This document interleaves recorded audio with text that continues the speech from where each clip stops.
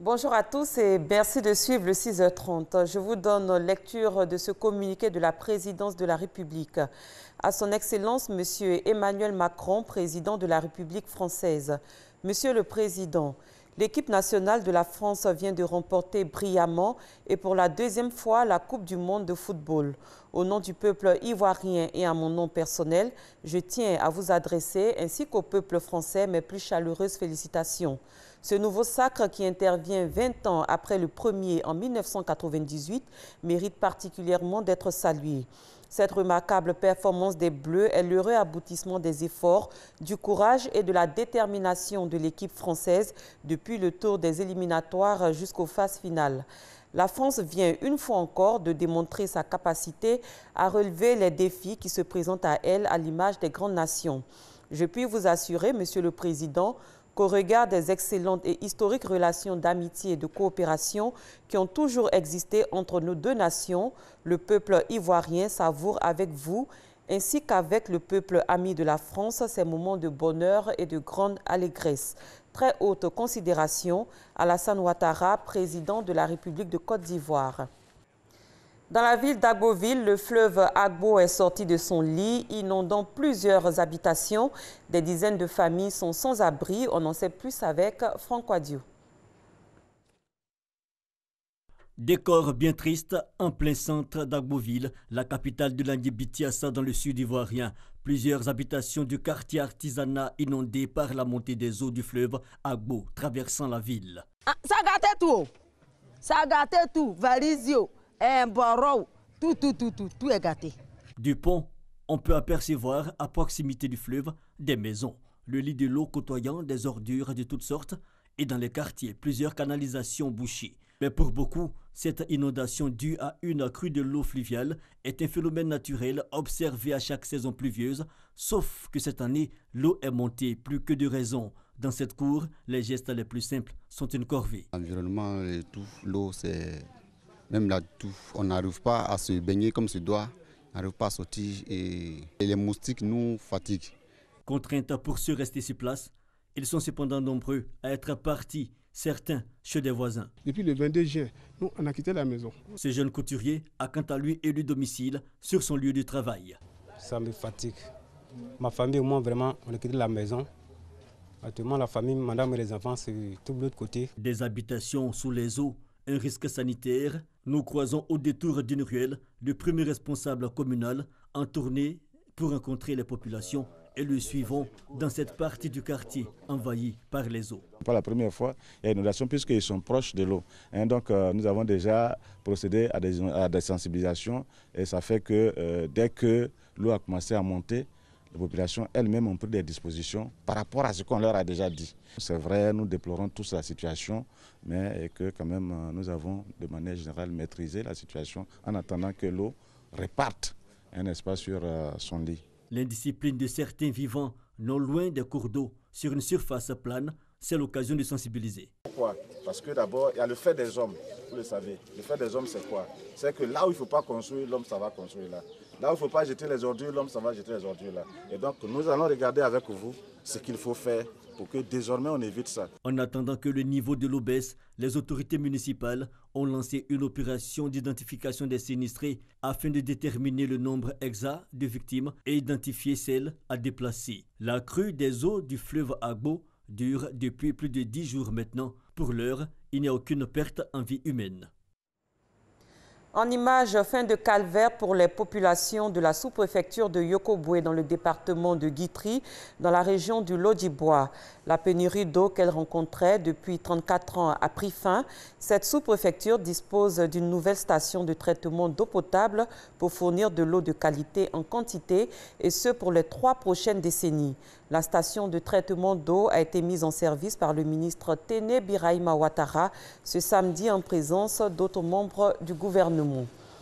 Parlons agriculture. Une mission ivoirienne a séjourné du 4 au 14 juillet dernier au Congo-Brazzaville. La délégation, composée d'agents d'encadrement des producteurs de manioc, entendait partager l'expérience ivoirienne en matière de production, de commercialisation et de transformation du manioc. Francis Boifou. La République du Congo, 342 000 km², 4 100 000 habitants, capitale, Brazzaville. L'économie de ce pays d'Afrique centrale repose sur le pétrole. Il représente 65% du produit intérieur brut PIB et 86% des recettes de l'État. Concernant le secteur agricole, sa contribution au PIB était estimée à 6% entre 2015 et 2017, rendant le pays dépendant des importations alimentaires. 500 milliards de francs CFA en 2016. Avec la nouvelle politique agricole, le gouvernement congolais veut réduire les importations et aller à l'autosuffisance alimentaire. L'accent est mis sur la production et la transformation du manioc, aliment de base du peuple congolais. La Côte d'Ivoire, dont l'économie est basée sur l'agriculture, est sollicitée pour son expertise. La délégation ivoirienne reçue au ministère d'État, ministère de l'Agriculture, de l'élevage et de la pêche à Brazzaville était composée de chercheurs, d'agents d'encadrement, de coopératives, de producteurs et de transformateurs de manioc. Que la Côte d'Ivoire est très avancée dans un certain nombre de filières.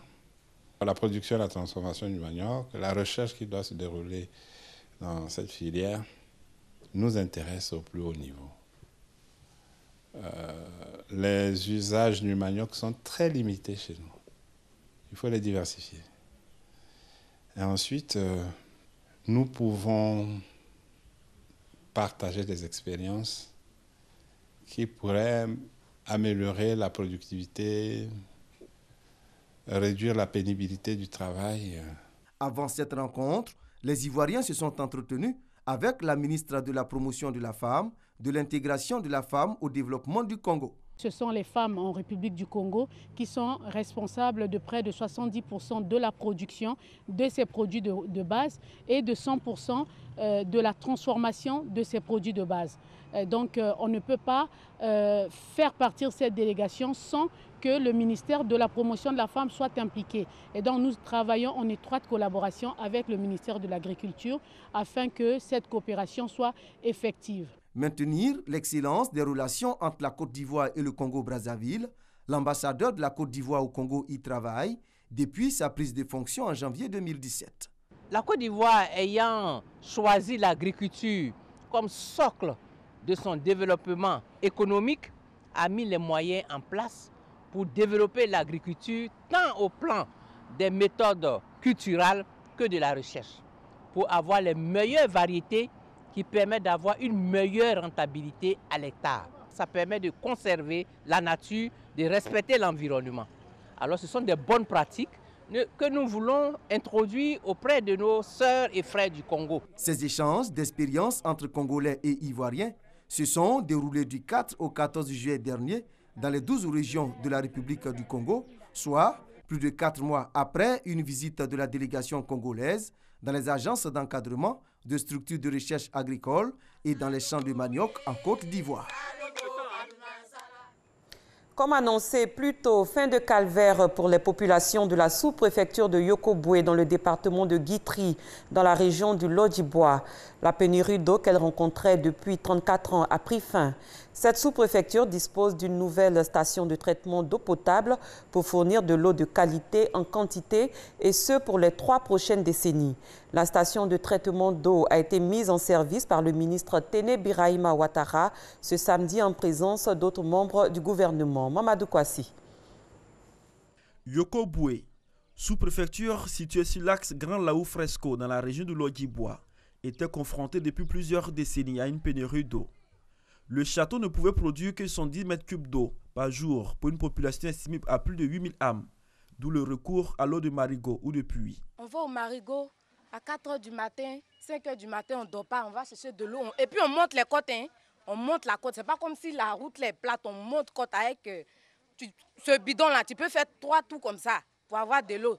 Tu vas te laver, tes enfants vont se laver, ton mari va se laver, tu vas laver habillé comment? Vraiment, on a souffert à faire de l'eau là. Cette situation est devenue un lointain souvenir. Depuis quelques jours, les populations de ce village disposent de l'eau de qualité en abondance. Des travaux ont été réalisés par le gouvernement pour renforcer la capacité de production du château d'eau. Des travaux qui ont coûté 480 millions de francs CFA. Nous avons donc fait un autre forage qui nous permet donc d'avoir environ 14 mètres cubes heure, c'est-à-dire un peu plus de 280 mètres cubes jour. Et nous avons raccordé ce forage avec de l'électricité. Le château d'eau, comme il n'y avait pas de l'eau dedans, il s'est un peu dégradé. Nous l'avons réhabilité. Nous avons construit une nouvelle salle de traitement d'eau. Mais il ne suffit pas d'envoyer de l'eau dans le château. Il faut pouvoir distribuer cette eau dans Yokoboué. Pour cela, le chef d'État autorisé compose 11 km de canalisation dans Yokoboué. Ce qui fait que pour faire votre abonnement, vous avez de l'eau devant vos portes. Les populations heureuses ont traduit leur reconnaissance au président de la République, Alassane Ouattara, initiateur de ce projet. La vie à Yokoboué était difficile, ville pourtant facile d'accès et riche des opportunités de développement qu'elle offre. Chère population, je vous engage à en faire bon usage et d'être votre propre policier pour l'entretien et la surveillance des installations. Le nouveau ministre de l'Hydraulique a saisi l'occasion pour rassurer les populations de l'accompagnement du gouvernement à leur fournir de l'eau de qualité en quantité suffisante tous les jours. Pour lui, le projet L'eau pour tous va se poursuivre afin de renforcer les conditions de vie des populations en milieu rural. Avec mon équipe, nous serons à pied d'œuvre pour faire en sorte que le projet de L'eau pour tous, qui est caractérisé par la réalisation de 200 châteaux d'eau dans 200 sous-préfectures qui sont en souffrance, nous allons le réaliser dans les délais pour que les populations puissent accéder à l'eau potable dans les meilleures conditions. Parrain de la mise en service des ouvrages, le ministre Tédé Birahima Ouattara a rassuré également les populations de la région du Logui-Bois de la volonté du président de la République à améliorer leurs conditions de vie. Et cela se traduit selon lui par les nombreux chantiers de développement ouverts dans cette région, dans le domaine de la route, de l'électricité et de l'addition en eau potable. Pour garantir tous ces investissements, le parrain invite à la cohésion et à l'union de tous les fils et filles de cette région de Côte d'Ivoire.